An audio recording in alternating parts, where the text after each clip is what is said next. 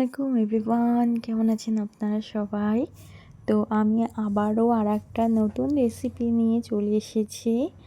ফিরনি, শাহি ফিরনি, একদম বাবুর্চি স্টাইলে আমি শাহি ফিরনি আজকে আপনাদের সাথে রান্না করে দেখাবো। তো চলুন ভিডিওটি ফুল ওয়াচ করবেন, আর আমার চ্যানেলটিকে প্লিজ সাবস্ক্রাইব আর একটা লাইক করে দেবেন।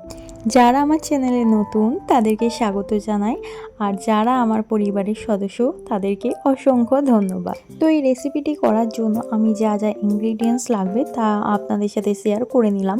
প্রথমেই নিয়ে নিয়েছি ফ্লেভারের জন্য একটু নারকেল কোড়া, আর নিয়েছি ছানা, মাওয়া, তার মধ্যে কিশমিশ, আর একটু গোটা গরম মশলার মধ্যে এলাচ আর লবঙ্গ, আর একটু দারুচিনি ফ্লেভারের জন্য। আর এখানে দেখতে পেলেন ঘি ছিল।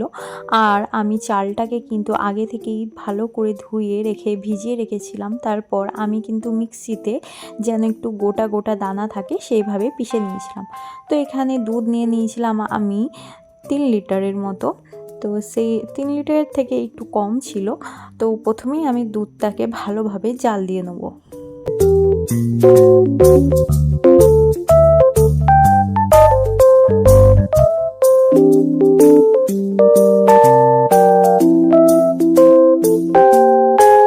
আচ্ছা, দুধটা কিন্তু খুব ভালোভাবে আপনাকে ফুটিয়ে জাল দিয়ে নিতে হবে, বেশ ফুল ফ্যাট মিল্ক নিতে হবে। আর আপনারা যদি চান তো এখানে সম্পূর্ণভাবে আপনারা এলাচটাকে স্কিপ করতে পারেন। এলাচের বদলে আপনারা এর মধ্যে একটু কেওড়া ওয়াটার আর একটু রোজ ওয়াটার দিতে পারেন। ওটাই সম্পূর্ণই একটা ভালো স্মেলের জন্য আর ফ্লেভার অ্যাড করার জন্য। তো আপনারা যারা পছন্দ করেন না এলাচটা, আপনারা পুরোপুরিভাবে এলাচটা স্কিপ করতে পারেন। আমার এলাচের স্মেল এবং আমার বাড়িতে সবাই খেতে পছন্দ করে, তো সেই কারণে আমি পায়েস বা ফিরনি যাই করি না কেন আমি একটু এলাচ অ্যাড করি। এরপর দেখতেই পাচ্ছেন দুধ কিন্তু খুব ভালোভাবে ফুটে এসেছে। আমি খুব ভালোভাবেই জাল দিয়ে নিয়েছি। তারপর আমি ওর মধ্যে কিশমিশগুলোকে এক্ষুনি অ্যাড করে দিলাম। আর অনবরত কিন্তু নাড়তে হবে, না হলে দুধটা লেগে যাওয়ার সম্ভাবনা আছে। যেহেতু এটা ফুল ফ্যাট মিল্ক আমি ইউজ করেছি, তাই আর বেশিক্ষণ আমি জাল দেবো না। আমি প্রায় অনেকক্ষণই জাল দিয়েছি। আপনারাও চেষ্টা করবেন ফুল ফ্যাট মিল্ক ইউজ করা এতে।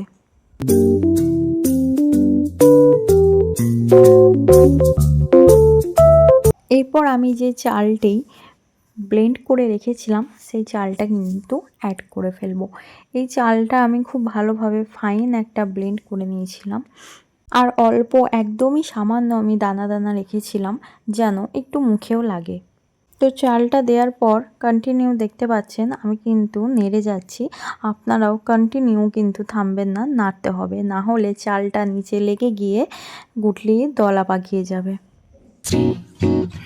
그래 너 요새 너 조금 이상해졌어 자꾸만 시도 때도 없이 시무룩하고 고민이 생겼니 এরপর একে একে আমি যা যা ইনগ্রিডিয়েন্টস রেখেছিলাম সেগুলোকে আমি একে একে দিয়ে দেবো। তার আগেই ছানাটাকে আমি সম্পূর্ণভাবে, আপনারা ছানাটাকেও স্কিপ করতে পারেন, কারণ ছানাটা আমি সম্পূর্ণ একটা ফ্লেভারের জন্য অ্যাড করেছি। তো আপনারা চাইলে না দিতেও পারেন, কিন্তু একবার দিয়ে দেখবেন, এইভাবেই করবেন, খুব ভালো লাগবে খেতে। আর আমি আগে ছানাটা দেওয়ার আগে আমি হাতে করে খুব ভালোভাবে একটু ম্যাশ করে নিয়েছিলাম। তারপর আমি ওপরে ছানাটা এইভাবে হাতে করে ম্যাশ করে করে দিয়ে দিচ্ছি। এইবারে আমি একটু নারকেল কোড়া অ্যাড করে নেব, কারণ নারকেলটা আমি অ্যাড করেছি অল্প পরিমাণে, আপনারা দেখতেই পাচ্ছেন। আর যেহেতু আমি কিশমিশটা আগেই দিয়ে ফেলেছি, তাই কিশমিশ আর অ্যাড করব না। আর আপনারা চাইলে এর মধ্যে একটু কাজু বাদাম অ্যাড করতে পারেন, তো আমি অ্যাড করিনি, কারণ সম্পূর্ণই বাবুর্চি স্টাইলে করছি আর সম্পূর্ণ একটা থিকনেস ব্যাপারটা আছে, তার জন্য আমি অ্যাড করিনি। আপনারা চাইলে অ্যাড করতেই পারেন।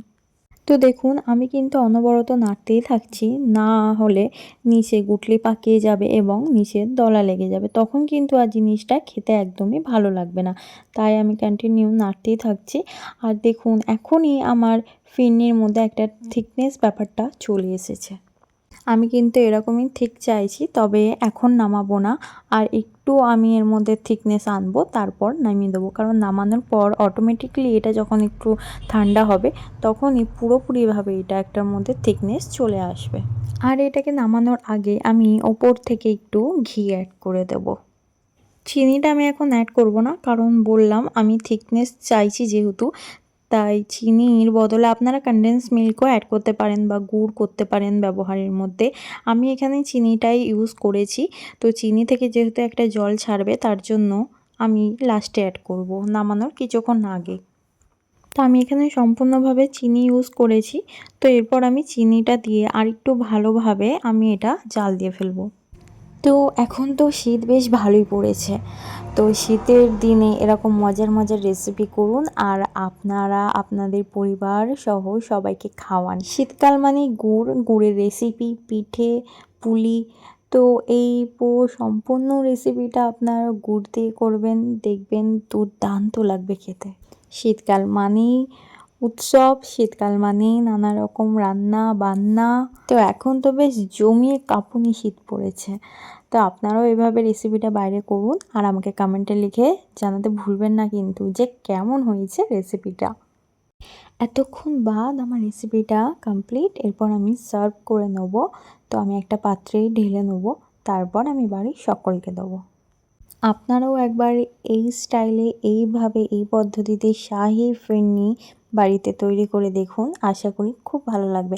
আরও এরকম নতুন নতুন রেসিপি দেখার জন্য, ভিডিও দেখার জন্য আমার চ্যানেলটিকে সাবস্ক্রাইব করতে হবে। আমার চ্যানেলটিকে সাবস্ক্রাইব করে দিন, লাইক করুন, কমেন্ট করুন, কমেন্টে আপনাদের মতামত জানান।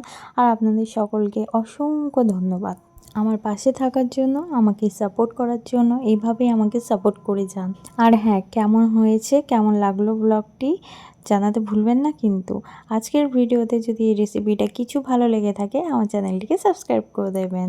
ভালো থাকবেন, সুস্থ থাকবেন। দেখা হচ্ছে নতুন আবার আরেকটি রেসিপি, আবার আরেকটি ব্লগের সাথে। ততক্ষণ ভালো থাকবেন।